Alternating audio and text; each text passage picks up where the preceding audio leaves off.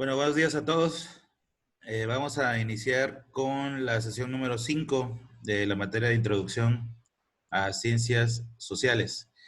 Eh, Haciendo una recuperación un poco de lo que vimos la anterior clase, fue la corriente de interpretación llamada materialismo histórico. Una corriente de interpretación sumamente crítica, a pesar de no llamarse así, que acuérdense que nace con una intención de criticar la estructura del capitalismo que surgía en aquel tiempo y que su principal impulsor es Carlos Marx. Hablamos que fue influenciado por Tomás Moro y por Durkheim. Eso fue la clase anterior, que fue la sesión 4. Luego vimos cómo podemos analizar diversas eh, situaciones que ocurren hoy en día en nuestro país desde el enfoque de esta corriente de interpretación que es el materialismo histórico. Bueno, también tuvimos las actividades de la clase, las frases de las notas de clase, las frases de Marx, que reflejan mucho de su pensamiento, y también tuvimos la actividad del libro de la página 81, que era una tabla comparativa.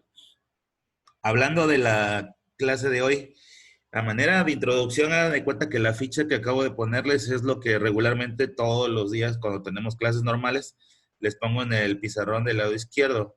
Eh, es la orden del día, por así decirlo, el nombre del tema, las cosas que se van a ver, qué pretendemos realizar en la sesión. Pues es lo mismo, pero es a través de esta ficha ya un poco más formal y a través de este medio. El tema que vamos a ver es la llegada y prevalencia de las escuelas de interpretación científica. Es decir, las que hemos visto en las sesiones anteriores, cuándo llegan, cómo llegan y para qué sirven. E igual que el final de la clase de ayer, la clase de hoy es sumamente reflexiva, analítica, utilizando como estructura precisamente el análisis que una forma de analizar nuestra realidad desde el enfoque del positivismo, estructural funcionalismo, desde la teoría comprensiva, teoría crítica y desde el materialismo histórico. Esas 5 corrientes vistas anteriormente no son otra cosa más que herramientas que nos permiten interpretar de una mejor forma lo que vivimos día a día. Se pueden utilizar para analizar todo, absolutamente todo. La situación económica que priva, por ejemplo, en el mundo, en nuestro país, la situación de delincuencia, la inseguridad, la capacidad del sector salud, si quieres, ante un fenómeno como el que estamos viviendo, con esta crisis del COVID-19 o del coronavirus. Todo se puede analizar desde un enfoque mucho más crítico, mucho más sensato, utilizando los principios de las corrientes que vimos anteriormente. De alguna u otra forma nos dotan de una mayor capacidad para interpretar la realidad que tenemos enfrente y no dejarnos llevar por falsas percepciones, porque el ser humano es muy dado a no interpretar adecuadamente la realidad. Entonces tenemos un versus, realidad versus interpretación. Y bueno, eso es lo que pretenden hacer las escuelas que vimos en la clase anterior. Entonces, bueno, vamos a comenzar la clase viendo diferentes esquemas, ustedes tomando algunas notas, ideas principales que les voy a presentar respecto al tema a través de la plataforma de Zoom. Y ustedes, bueno, al final sacaremos como conclusión una reflexión profunda sobre la importancia que tiene la ideología crítica o esto que actualmente es llamado revolución ideológica para generar un mejor entorno, para ser críticos ante nuestra realidad y por lo tanto exigir y ser propositivos, ¿no?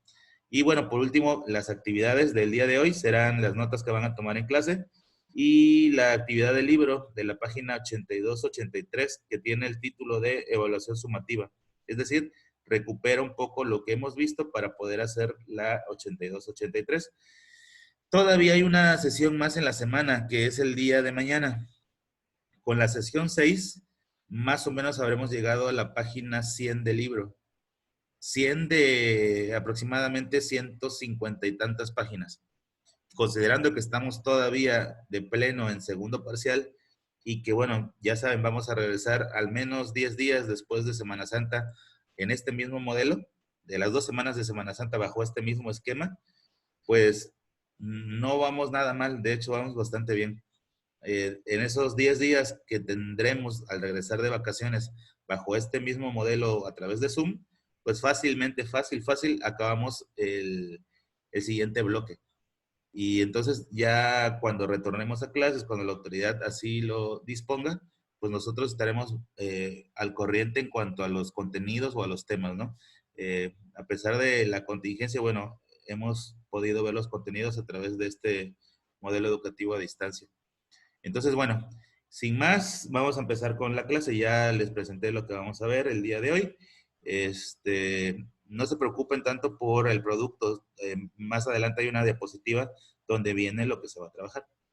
De hecho, quiero utilizar como estructura de clase, tengo que habituar a eso, que así como hacemos la recuperación un poco de lo que fue la anterior sesión, que es bastante bueno para entender lo que sigue, también quiero aprender a tener el hábito de mostrarles la última diapositiva de la sesión para que vean al final en qué desemboca, que es en esto. La clase, mi clase, la exposición que voy a tener, les va a llevar a ustedes a tomar las notas en cuanto a los temas, al contenido, y al final hacer una actividad en el libro, que es la página 82-83, que es la evaluación sumativa del bloque. Entonces, bueno, eso es lo que haremos el día de hoy. Voy a comenzar entonces con la primera diapositiva, que es esta. Y aquí vamos tomando notas conforme vaya yo desarrollando el tema. Acuérdense en su libreta, en el margen superior izquierdo, el número de la sesión, luego el nombre del tema. La época esclavista. Están organizadas las diferentes épocas, como se logra ver en este esquema, en orden cronológico, en aparición cronológica. Lo más antiguo es la época esclavista y lo más moderno es el pensamiento crítico que domina o debería de dominar el entorno actual. Entonces, bueno, hablemos primero de la parte más antigua, de la época esclavista. En esta época esclavista, para que tengan una idea en las temporalidades, más o menos del siglo V al siglo V, del siglo V antes de Cristo al siglo V después de Cristo, se lleva a cabo la época esclavista. No precisamente la época esclavista está marcada por un tipo de retroceso o algo malo. De hecho, en esta época esclavista es cuando tiene el esplendor la filosofía griega, por ejemplo. Una gran cantidad de descubrimientos, de nuevas formas de interpretar la realidad, de estudios sobre el cosmos, sobre el hombre, sobre la naturaleza, en este mismo marco. Es que en sí la palabra esclavista te hace suponer que es una etapa donde no hubo tanto despunte o desarrollo. Sin embargo, bueno, a pesar de ser un modelo esclavista, de hecho los griegos esclavizaron a muchos pueblos o los conquistaron, pues no significa que no hubiera desarrollo en el ámbito cultural, social, artístico. Entonces, está enmarcada en esta época, alrededor de 1000 años, depende del contexto, pero nuestro referente más importante, pues son los griegos y son los romanos, que son las dos culturas madres que tenemos. Y justamente son parte de esta época esclavista. Alrededor de 1000 años duró la etapa o el momento, del siglo V AC al siglo V DC. Luego transitaríamos a una forma o un modelo diferente, sería la Edad Media. La Edad Media comienza cuando termina la anterior, es decir, en el siglo V después de Cristo, y duraría 1000 años. Por lo tanto, llega hasta el siglo XV, del siglo V al siglo XV. Y en esos 1000 años, pues la intención de la ciencia, del arte, de la educación, pues no estaba enfocada o basada en el desarrollo de la ciencia. De hecho, durante esos 1000 años hubo un total oscurantismo en cuanto a la ciencia. Solamente se permitían ciertos estudios muy básicos, sobre todo con personajes que, por cierto, también eran religiosos, como Santo Tomás de Aquino, como San Agustín, que explicaban de alguna u otra manera la realidad, pero manteniendo siempre el carácter teológico, es decir, no contrapunteando los puntos establecidos por el dogma religioso, en este caso el cristianismo. Y esos fueron 1000 años, otros 1000 años después de la época esclavista, en donde, bueno, no hay grandes aportes en cuanto a la ciencia, ni siquiera en el arte sí se desarrolla, pero es el arte sacro. El arte sacro significa un tipo de arte exclusivamente teológico, religioso, enfocado a Dios, ¿no? Esculturas, pinturas, pero incluso literatura, poemas, pero siempre y cuando estuvieran dedicados o tuvieran como mención principal o foco principal lo divino. Y bueno, luego transitaríamos de la Edad Media a un nuevo modelo que sería el Renacimiento. El Renacimiento aparece entre el siglo XV y siglo XVI, es decir, cuando acaba la Edad Media. La Edad Media, recuerden que está enmarcado inicia en la caída del Imperio Romano de Occidente con capital en Roma, la Edad Media, y termina con la caída del Imperio Romano de Oriente con capital en Bizancio, Constantinopla. Al final de la Edad Media aparece un nuevo modelo que es el Renacimiento. Se llama Renacimiento porque se retorna a la tradición de la época anterior, la tradición de los griegos. Aparecen personajes sumamente importantes haciendo descubrimientos, ciencia o redescubriendo, tales como Galileo Galilei, como Nicolás Copérnico, como Isaac Newton, como René Descartes, que todos ellos marcan el inicio del Renacimiento en cuanto a la ciencia, pero también en el arte habría un gran despunte.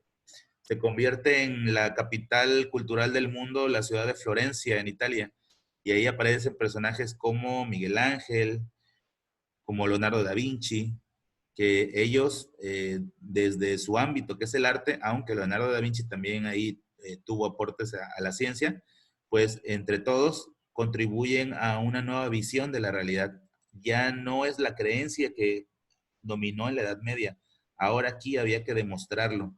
Empiezan a crearse los primeros eslabones o escalones de lo que sería la ciencia moderna. En clases anteriores hablamos de personajes como René Descartes e Immanuel Kant, que de alguna u otra manera crean los principios básicos para el pensamiento moderno enfocado en un método, es decir, la ciencia. Y bueno, ya llevamos 3 grandes momentos. Este duró 1000 años, este duró 1000 años, este duró 2 siglos, del siglo XV al siglo XVI. Y luego brincaríamos a la etapa moderna. En este inter se desarrolla en el mundo la ilustración, la revolución científica, incluso la revolución industrial, y luego aparecería la edad moderna como tal. En la edad moderna, las corrientes de pensamiento cambian, hay nuevos postulados y nuevas teorías, así como en un principio se trató de analizar la realidad física con Galileo, con Copérnico, incluso luego con Darwin. Ya en la edad moderna otra vez le ponemos atención a la parte humana, ya no tanto a la realidad física. Y es entonces donde tienen el despunte las teorías que previamente vimos, que son 5, que es el positivismo, que es el estructural funcionalismo, que es la teoría comprensiva, la teoría crítica y que es el materialismo histórico. Todo eso enmarcado ya en la época moderna. Y el resultado de de todo ese trayecto desde aquí hasta acá en la imagen, que duró aproximadamente unos 2500 años, trae como resultado el pensamiento nuevo, el que debería de prevalecer, que es el pensamiento crítico. Hay países, obviamente, que tienen un mayor adelanto o un mayor crecimiento en este aspecto. Y hay otros países, como el nuestro, que debido a muchos factores, como el factor político, los medios de comunicación, hasta la propia educación, pues no tenemos tanto arraigo en esta forma de educarnos o de desarrollarnos. Pero bueno, el intento de asignaturas como esta es que sí logremos detonar o desarrollar este tipo de pensamiento crítico y que hagamos algo que es urgente en nuestro país, que es hacer una revolución ideológica. Una revolución ideológica que primero debe de tener personas enteradas de la realidad educadas, con conocimiento, para luego poder criticar y exigir a las personas que tienen las riendas del país para que las cosas se hagan de manera adecuada. Si nos vamos a la realidad que estamos viviendo hoy en día, pues más allá de una percepción personal o lo que vaya yo a decir Fabián o como maestro, lo deberíamos de analizar desde lo que estamos viendo como realidad, ¿no? Una clase política ineficiente, que no ha dado los frutos o los beneficios económicos que deberíamos de tener, que hay incapacidad del sistema educativo, que el sistema de salud es deficiente, que la inversión extranjera se nos está yendo, que tenemos un sistema jurídico que deja mucho que desear, lo cual provoca delincuencia. Todos esos factores se deben de analizar, pero con conocimiento de causa, es decir, teniendo un pensamiento crítico y no nada más dejarnos llevar por lo que dice el de junto, que a lo mejor no sea lo correcto. La idea es que nuestra forma de pensar esté sustentada, que tenga una base y que no sea una mera especulación. Cuando yo me voy a poner a debatir con una persona que quiere convencerme de algo que yo sé porque conozco esto de acá, lo debo de hacer con sustento, con datos, con información, con pensamiento y no nada más en un debate estéril de a ver quién grita más fuerte o a ver quién tiene el micrófono en la mano para que los demás lo escuchen. Entonces, bueno, esa es la intención del pensamiento crítico. Entonces, hasta ahorita, y ya terminando esta diapositiva, ya vimos el brinco que hay desde la época antigua hasta la actualidad para llegar a esta cúspide, que es la revolución ideológica y el pensamiento crítico, previo a las corrientes de pensamiento que analizamos. La siguiente diapositiva, vean, muestra un esquema en forma de radial que va a servir también para complementar lo anterior. En este esquema radial, bueno, están ubicadas las etapas de desarrollo, pero de la época moderna a la actualidad, características. La imagen del centro simboliza la revolución ideológica, el pensamiento crítico. La imagen de arriba, que es la edad moderna, que ya vimos en la anterior sesión cómo llegamos a ella, sirve para poder entender las características o tintes que tuvo la edad moderna.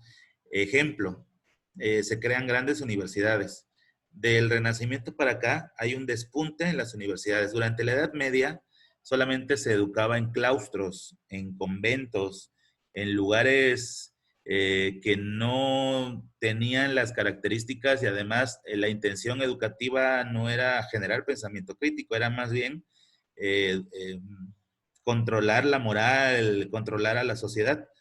En cambio, a partir de la edad moderna aparecen las grandes universidades, sobre todo las europeas, la Sorbona, la Universidad de Cambridge, Oxford, todas estas grandes universidades que casi todas ellas surgen entre Inglaterra, Francia, España, traen al alcance de la mayoría de las personas conocimiento, a diferencia de la Edad Media, donde apuradamente se conformaban con conventos, seminarios, para poder ser educados, claustros, en donde la educación estaba muy limitada, solamente los teólogos podían acceder a ella. Y en la época clásica todavía más complicado, salvo intentos de Platón o de Aristóteles creando la academia o el liceo, prácticamente era inaccesible poder educarse. En cambio, en la época moderna se abren las grandes universidades donde se propaga el nuevo conocimiento, ¿no?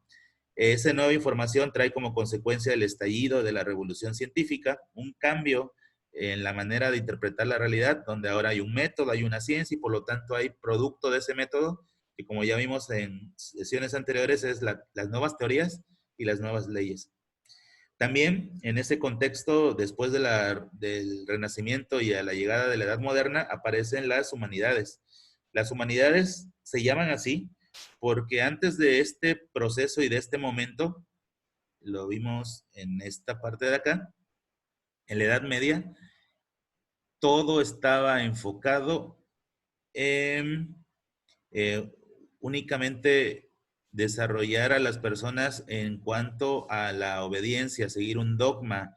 No había una manera de inculcar un tipo de pensamiento crítico. En cambio, a partir del Renacimiento, empezamos a crear universidades, hay una estallido en inventos en la revolución científica, y las humanidades son la respuesta a concentrarse en el ser humano y no en lo teológico. Por eso se llaman humanidades, porque ahora el foco de atención, la mira para la ciencia, para todo, es el propio ser humano y no tanto lo divino, como fue durante la Edad Media. Y por eso toma el nombre de humanidades, porque ahora el foco de atención o donde deberíamos apuntar las baterías para generar crecimiento, desarrollo, innovación, es el propio humano y no como en la Edad Media que todo estaba centrado en lo teológico y por eso se llaman humanidades. Y por cierto, las humanidades no son otra cosa más que la aplicación del pensamiento crítico y del análisis para entender las realidades sociales que nos toca vivir en una época y en un lugar determinado. Y bueno, si se dan cuenta, todas ellas contribuyen a la generación de esto que está en el centro, que es la revolución ideológica. Una manera crítica de interpretar la realidad donde también hay formas de ser propositivo, analítico, y no nada más aceptar la realidad que nos tocó vivir, sino luchar por que las causas que nos tocan vivir sean justas, que esa es la intención que tienen este tipo de escuelas de interpretación. La siguiente diapositiva, ven el trayecto de izquierda a derecha de las diferentes etapas. Estas las puse como una misma, porque así las maneja el libro, pero bueno, pueden verse también como de manera separada. Entonces, viéndolas así, serían aquí 5. El positivismo de Augusto Comte, que por cierto deben de tener el nombre de cada uno de ellos. El estructural funcionalismo de Durkheim y de Spencer, la teoría comprensiva de Weber y la teoría crítica de Habermas. Y por último, el materialismo histórico de Carlos Marx, que fue la clase anterior. Y estas 5 también contribuyen al pensamiento crítico, que junto con las universidades, junto con la revolución científica, el pensamiento crítico y las humanidades, traerían como consecuencia la modernidad, lo que nos ha tocado vivir en los últimos 2 siglos, ¿no? Pasando a la siguiente. Vean de manera ilustrativa cómo es que se llega a la revolución ideológica. Ya no nada más es cómo se llega al pensamiento crítico, cómo podemos ampliar esa barrera, hacerlo aún más trascendente, algo más todavía más importante. El pensamiento crítico junto con las corrientes de pensamiento que deben de ser las que nos normen, las que nos permitan interpretar la realidad, más la educación que recibimos de manera formal, sobre todo la de manera formal, van a permitir que nosotros tengamos una revolución ideológica. Es decir, que podamos estar en las condiciones de poder, de exigir a las personas que son las encargadas de gobernarnos, al Estado, a las instituciones, para que las cosas se hagan de manera correcta. Entonces tú cuando viertes en una especie de embudo, como está aquí, un buen sistema educativo, corrientes de pensamiento, para comenzar que las sepamos. ¿Cuántos de nosotros en nuestro país sabemos, por ejemplo, las 5 que acabamos de ver en las sesiones previas? Un buen sistema educativo, también cuántos de nuestra realidad podemos tener acceso a esto. Y el pensamiento crítico, que ese sí depende de nosotros, porque estas son las condiciones para tener pensamiento crítico, pero si la gente no quiere, pues a pesar de que tenga las corrientes de pensamiento, las teorías ahí a su alcance y un buen sistema educativo, pues si la persona no quiere, nada más no. Entonces, si unes los 3 elementos, trae como consecuencia esta revolución ideológica, que es lo que hace falta, mucha falta en nuestro país y en el mundo para poder entender realidades. Ahora, haciendo un poco remembranza o tratando de hacer énfasis, más bien énfasis en por qué se llama así el tema, es que hasta ahorita hemos visto cómo llega el pensamiento crítico, la revolución ideológica a través de las escuelas de interpretación y otros factores, pero hablemos de esto, la prevalencia. Prevalencia significa que está para quedarse, que debería de prevalecer o mantenerse, que debería de ser una forma que todas las sociedades y todas las personas deberíamos de tener para poder entender la realidad. en la medida en que estas escuelas de interpretación se mantengan en las sociedades, vamos a tener un tipo de sociedad informada, capacitada, educada, que permita generar entornos en donde haya bienestar social. ¿Quiénes son los encargados de hacer esto posible? Lo segundo, lo que estoy señalando en este momento, la segunda imagen, es el Estado, es la autoridad, son las instituciones, son los países, son los gobernantes, son los presidentes, es el Congreso, son los grandes líderes del mundo. Pero por otro lado, acá es una responsabilidad nuestra. Y el mexicano es muy dado a echarle la culpa al Estado que no genera esto. Pero ¿cuántos de nosotros, de hecho ustedes ya deberían de estar en esa reflexión, cuántos de nosotros tampoco hacemos lo necesario para estar así? Y entonces exigir al que está aquí arriba que nos lleve a esto. ¿Cuántos, por ejemplo, hablando del contexto actual, de una situación real que estamos viviendo, cuántos ahorita en redes sociales, por ejemplo, están haciendo una crítica muy severa al Estado, que no brinda un buen sistema educativo, que no tenemos un buen sistema de salud, que no tenemos infraestructura, con la pandemia que estamos viviendo no tenemos la capacidad en los hospitales, que no tenemos el sistema médico, que no tenemos las medicinas? Vean, eso es súper alarmante. Pero ¿saben qué? Que esas personas encargadas de hacer que eso suceda, que tengamos buenos servicios, fueron puestos por estos de acá, que obviamente no eran como esta persona que está reflejada aquí. Así que es una responsabilidad mutua. Eh, no olvidar, no perder de foco que, por ejemplo, el gobierno que hoy tenemos ganó de manera abrumadora en el proceso electoral de 2018. Ganó por una enorme diferencia. No había dudas. Ni siquiera un adversario se acercó ni, vaya, el presidente anterior, Enrique Peña Nieto, dio triunfador a Andrés Manuel López Obrador antes de que fuera el conteo final, porque ya era irreversible, porque fue de manera contundente. Y ese partido y esa persona que hoy nos está gobernando, pues las pusieron estos de acá, lo pusieron estos de acá. Así que es una responsabilidad mutua. Así que deberíamos, desde este enfoque de las ciencias sociales, pues ser responsables también o corresponsables de lo que está sucediendo o lo que va a suceder en nuestro país. Como ya vimos, la situación económica, la situación de salud, pues no son nada alentadoras. Y la ola que viene detrás, que es el desempleo, que son la incapacidad del sistema de salud. Entonces, bueno, eso ahora lo podemos analizar así, gracias a las escuelas que estamos aprendiendo y estudiando. No nada más es una percepción a la ligera, sino que hay que entender la profunda realidad gracias a este conjunto de herramientas que deberíamos de tener todos y que tristemente en nuestro país casi nadie tiene. Podríamos hacer una reflexión, ¿cuántas escuelas a nivel medio superior, es decir, bachilleratos, siquiera llevan esta materia? Introducción a ciencias sociales. No la llevan. Cebetis, Cecatis, todas las escuelas de corte tecnológico, pues dejan fuera muchas de las materias de esta área de ciencias sociales o de humanidades, porque reciben un tipo de instrucción o educación técnica o tecnológica. Por lo tanto, tienen que descartar algunas materias como estas.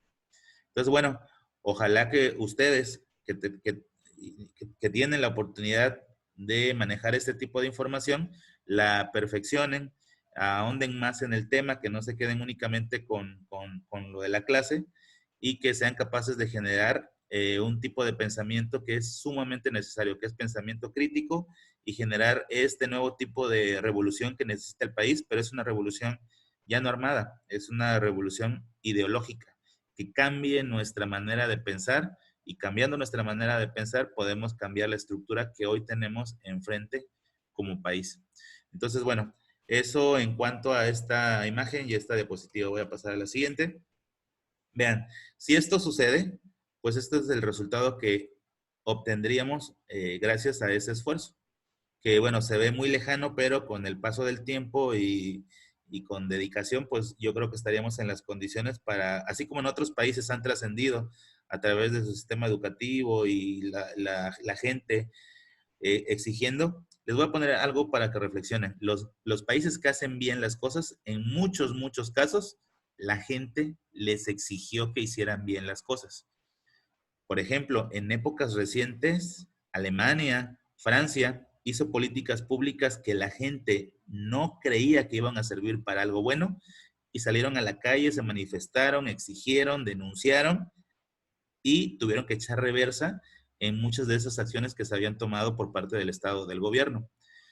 Es decir, teniendo un tipo de sociedad educada, con conocimiento, los países son capaces de trascender porque esos mismos son los evaluadores del trabajo que hace la clase política. En cambio, en países como el nuestro, eso es un gran pendiente. Mucha de la gente solamente espera beneficiarse con el gobierno en turno y no le importa si lo hace bien o mal. Incluso llegan hasta defender lo que parece indefendible. Entonces, bueno, deberíamos de hacer algo diferente, que es esto que está aquí, o invitando a que esto suceda. Eh, la actividad, vean, me voy a estacionar aquí un momentito mientras les explico ampliamente algo.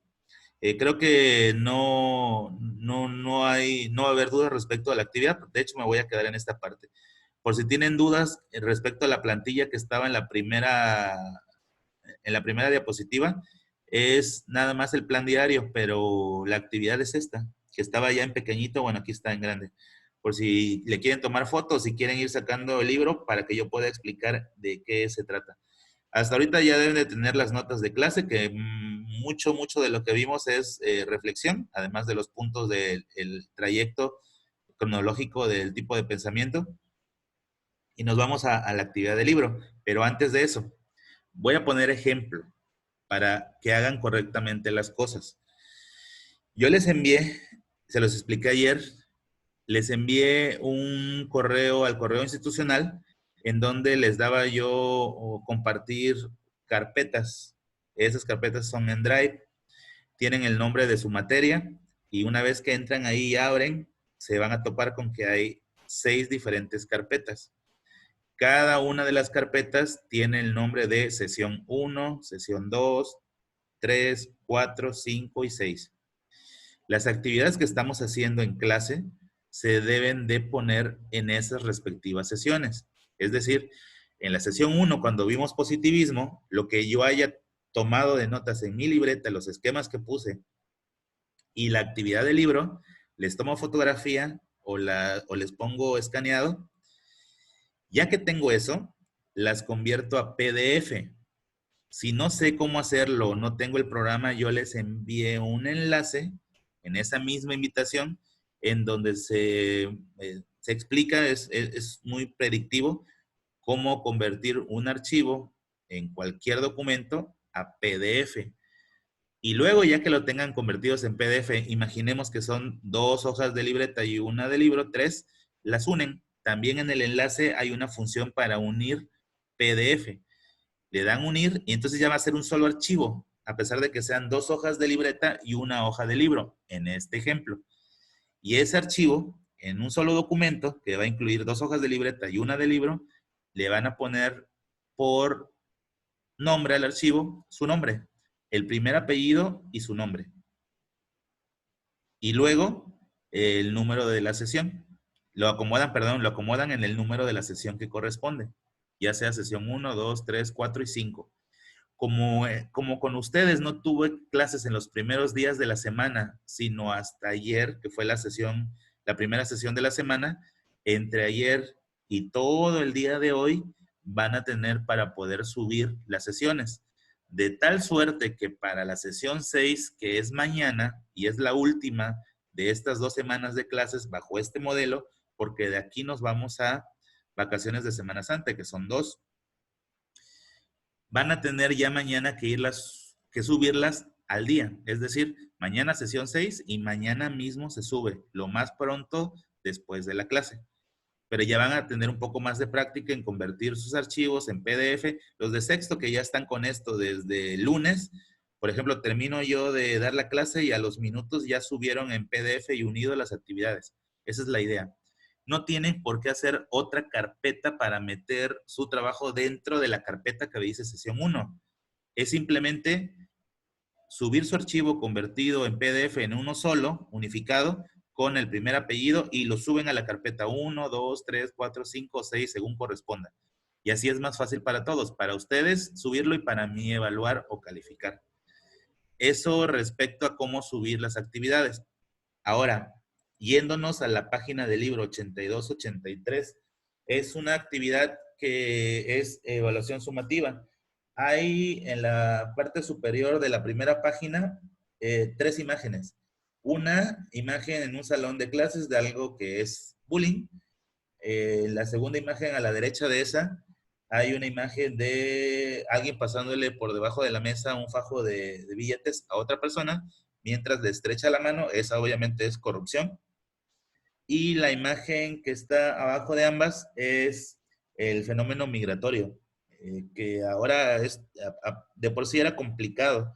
Ahora súmale la complejidad de la epidemia que están sufriendo, peor que nosotros los países de Centroamérica. Y bueno, de esos tres ustedes eligen uno y ya una vez que eligieron uno, contestan las actividades que están en el punto número A, B y C, que están entre la página 82 y la 83. Recomendaciones, ya saliéndome de la actividad de clase. Regresando del periodo de suspensión, va a haber exámenes para las materias que no alcanzaron a hacer examen en el primer parcial. Entonces no pierdan de foco esto para que en vacaciones de Semana Santa, que van a ser 2, puedan ustedes hacer la actividad. No se les va a encargar tarea, o cuando menos yo no lo voy a hacer para esas 2 semanas, para que ustedes no pierdan de vista también que tienen pendientes los exámenes del primer parcial que se harán regresando de este periodo. Otra inquietud. Habían programado que el regreso a clases iba a ser para el día 20. Bueno, ahora es para el día 30, lo que significa que vamos a tener 10 días de clases a través de Zoom una vez que sea el día 20. Es decir, todavía tenemos otras, al menos yo creo que 2 semanas después de las vacaciones de Semana Santa, que van a ser 2. Entonces, también para que vayan considerando eso. Entonces, bueno, y generar el hábito, ¿no? De ir subiendo las actividades conforme vayamos trabajando. Todavía no sabemos si en verdad van a ser 10 días, si van a ser más días. Eso lo irá eh, dictaminando la autoridad pertinente dependiendo de cómo evolucione esta situación. Entonces, bueno, eso es lo que tengo que decir. Voy a irme al chat por si hubiera algún tipo de dudas y ahí las contesto, ¿sí?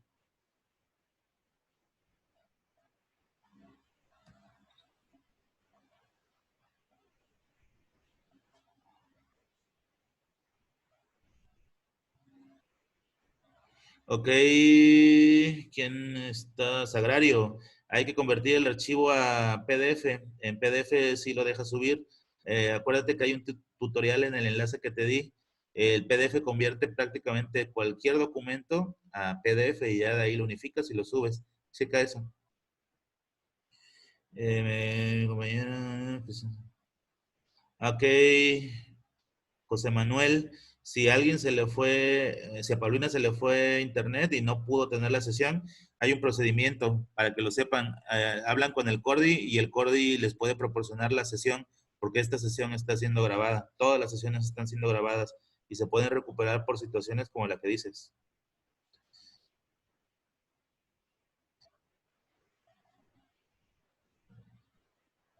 Sí, se suben los apuntes de libreta y libro